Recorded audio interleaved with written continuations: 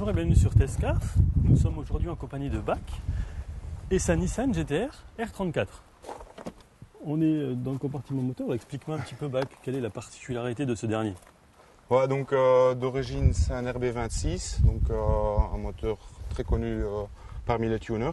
Oui. Donc il a été amélioré, piston forgé, bielle forgée. D'accord, ça donne une petite idée.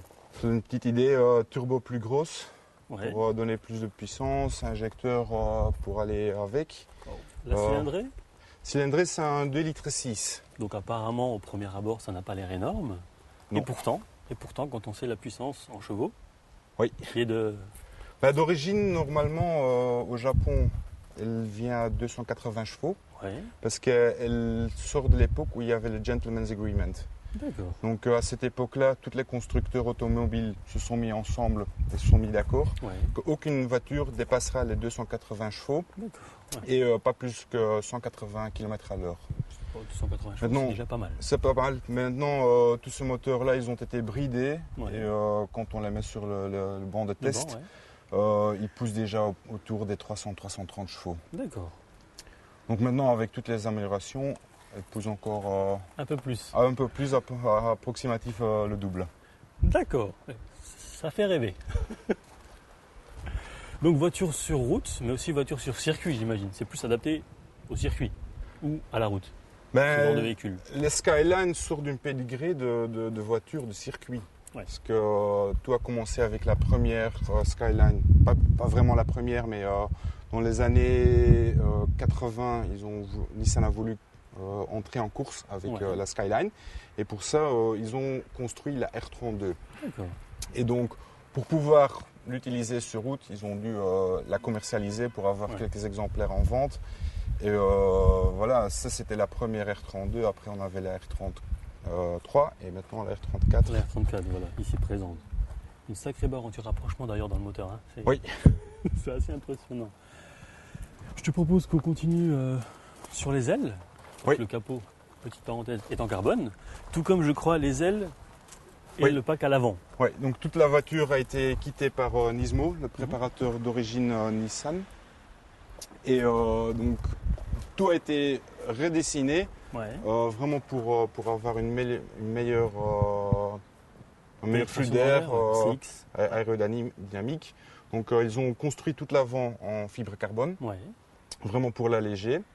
Et avec tout ça, ils ont aussi pensé à refroidir le moteur. Oui. Donc surtout. il y a toutes les prises d'air devant à la voiture qui sont vraiment canalisées sur les freins ou sur l'intercooler, Ouais. vraiment pour refroidir l'entièreté. Sur les ailes, ils ont même foré des trous, Ouais. D'accord. justement pour avoir un flux d'air qui entre dans les ailes Ouais. et qui est éjecté sur les côtés. Donc c'est ce qu'on voit ici. C'est ce qu'on voit là. D'accord. Avec le petit logo GT juste en dessous. Ouais, j'ai repris des ailes d'origine parce que toutes les Skyline ils portent ce logo là. Mais à part ça, les ailes, les bas de caisse, tout a été redessiné par Nismo. Les boudins, je vois que c'est du 265 35 18. Oui. C'est pas mal, j'imagine qu'au niveau de tenue de route, bon, ou en tout cas grippe. Au niveau de grippe, ça va. Je peux encore aller plus grand, mais pour l'instant, ça suffit. C'est déjà pas mal. C'est déjà pas mal. Ouais. Mais il faut compter que c'est une 4 roues motrices avec beaucoup de couples. Donc même avant ou arrière, et la voiture envoie la puissance sur les roues qui a le besoin. Ouais. Et donc il faut Ah, vraiment des grosses pneus. elle est bestiale quand même, hein, cette GT-R. Ouais. Bas de caisse également en carbone, je crois, les jupes Oui. latérales. Oui. Toujours pour gagner du poids, j'imagine. Pour gagner du poids, pour donner un aspect un petit peu plus basse, rabaissé, plus rabaissé. D'accord. Ça me fait rire la présence de l'essuie-glace. J'avais pas fait attention, mais c'est assez rigolo. Est-ce qu'il sert? Est-ce qu'il est vraiment utile? L'aileron? Oui. Non, pas l'aileron, l'essuie-glace. Ah, le l'essuie-glace, oui. Aussi? Oui. D'accord. On s'en sert. Bon, l'aileron, je ne veux pas revenir dessus, mais disons que c'est pour appuyer la voiture au sol. Voilà. Quand on dépasse comme- certaines vitesses, mais évidemment que sur circuit, on est bien d'accord? Voilà.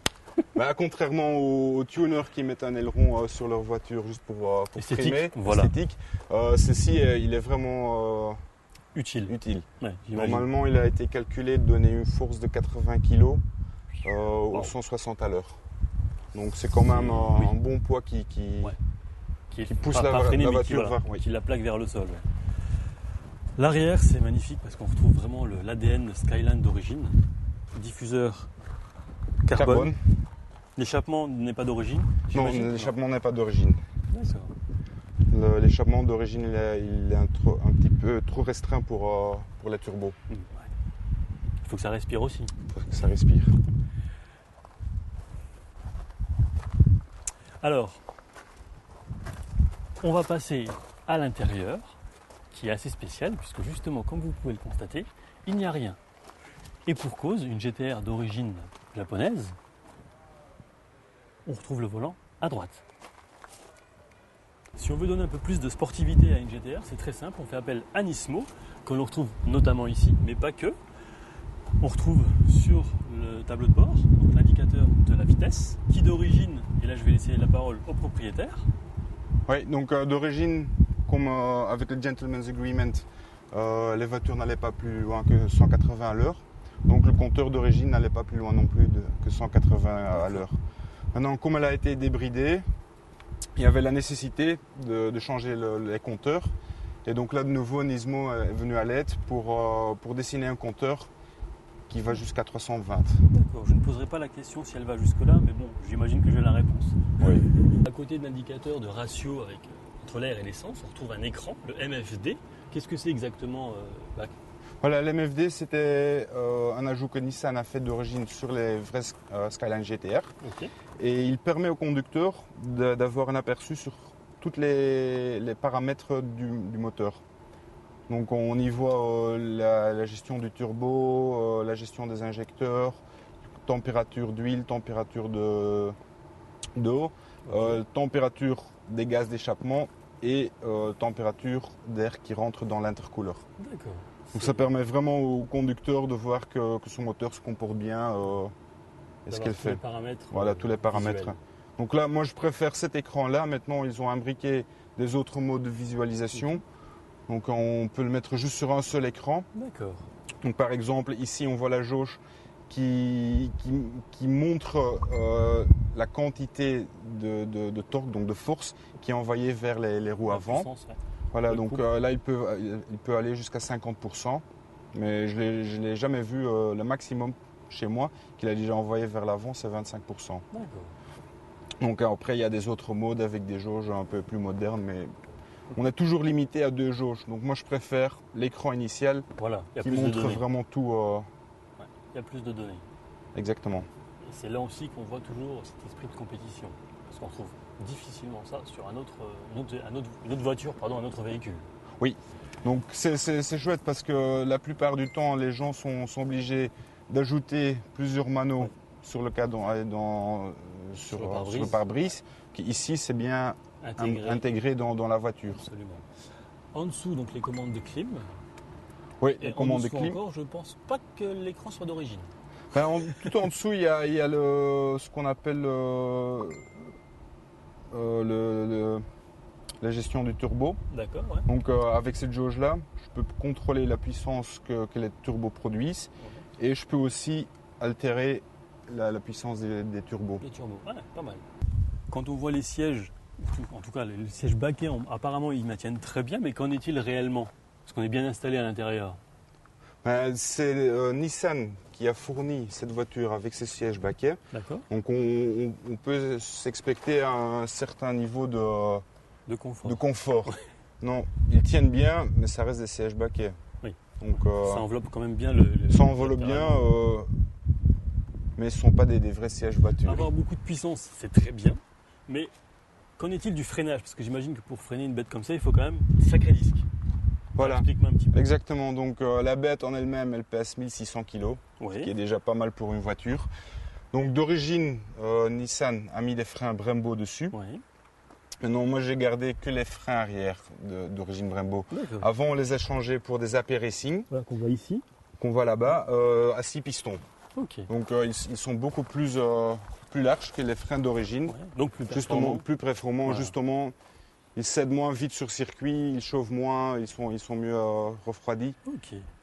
Alors de mémoire, encore une fois, quand j'ai essayé la GTR, je me rappelle que quand je freinais, malgré tout, j'avais pas le nez dans le volant. Est-ce que là c'est pareil? Non, on arrive très bien dosé. Voilà, donc c'est à peu près pareil. Là, c'est un équilibre assez intéressant. Un grand merci tout d'abord à BAC pour la présentation de son véhicule d'exception, sans oublier le président de l'Office de tourisme du Pays de Longwy. Vous retrouverez les photos prochainement sur Testcars et je laisse la parole à BAC. Ben, je vous remercie pour l'interview, ainsi que mon préparateur SBW Performance, qui m'a beaucoup aidé à trouver cette voiture, et à Ken et Johan pour toutes les aides qu'ils m'ont apportées lors de l'achat, la préparation, les petits pannes. Okay. Et l'entretien. Et l'entretien. Ça marche. Un grand merci à toi. Bon prix. Et à bientôt. Salut. Salut.